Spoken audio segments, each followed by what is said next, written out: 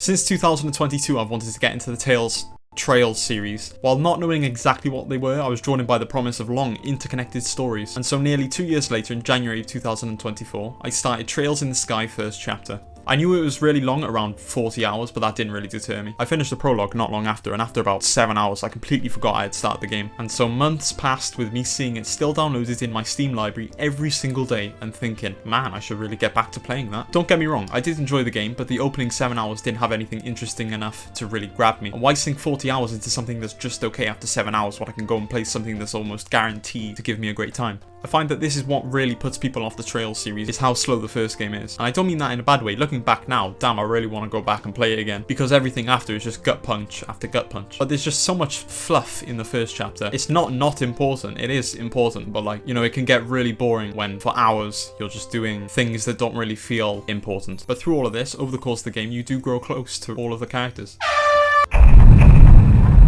I'd started thinking more and more about Trails and how I still wanted to give it a chance, and it was around this time that rumours were circulating about a possible remake of the first chapter, which made me want to play the original even more and as soon as possible, because I knew that if the remake had come out before I beat the first game, I would have given up on it entirely, because why would I play that when the remake is right there? But if I started with the remake, then I'd have to go back and play the old second chapter and the old third chapter, and maybe I wouldn't enjoy them as much as I would have otherwise because of how jarring the change would be. And then on August 27th, 2024, during the Nintendo Indie World Plus Partner Showcase, they announced it, and it was then that I knew I had to restart the original. I did remember bits from the beginning of the game and how funny that first hour was, so when I did restart the game, I had a huge smile on my face that I couldn't wipe off. The opening of the game is just so strong, and there's this sense of something darker, but they still managed to make it hilarious. I immediately liked all of the characters, not only for the personalities, but because of the great character art too. And I think out of all of them, Neil is instantly just the best character. Every single time Neil shows up, I'm locked in with every fibre of my being, because that scene is just, it's going to be peak. Liar! As I got farther into the game, my enjoyment was starting to decrease. Of course, I still beat the game, I did not have fun, but it just wasn't reaching the heights of those first few hours. And if I'm being honest, I wasn't so into the story, so that also had something to do with it. So I've done it.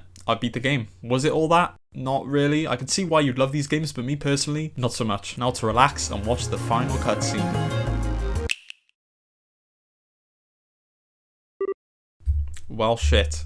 The ending just blown me away. The credits rolled and I wanted more. My whole opinion on the game flipped and I needed to play the second chapter ASAP. I decided to leave it for a bit because I felt like starting another 40-ish hour game right after would just burn me out, so I wouldn't have as much time at that point.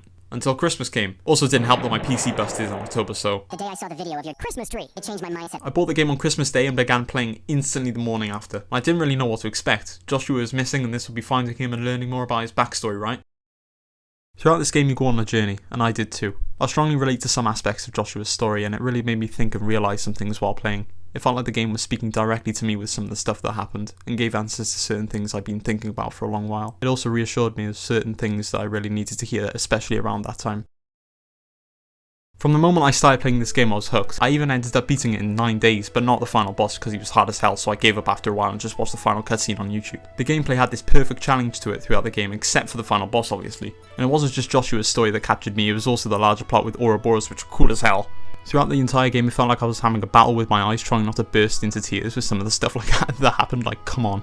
Also, the cutscenes, while still being super old and nothing compared to what we have now, still got me invested. For years to come, I'll remember Trails in the Sky's second chapter for how it made me feel. And after completing, I must say, if I ever had the power to remember my exact opinion of every game I've ever played, this game would be among some of the top ones. Maybe not the top 10, but very close. After beating the second chapter, I was really worried about burning out. As much as I wanted to immediately start the third chapter, the second chapter was so good that I worried that anything after would feel like a downgrade. So I thought maybe I'll give it a few months. I started it 2 weeks later. The black hole level pull I felt towards the Trails franchise after beating SC was immense, so I just couldn't resist. I was excited for the third chapter and boy it delivered.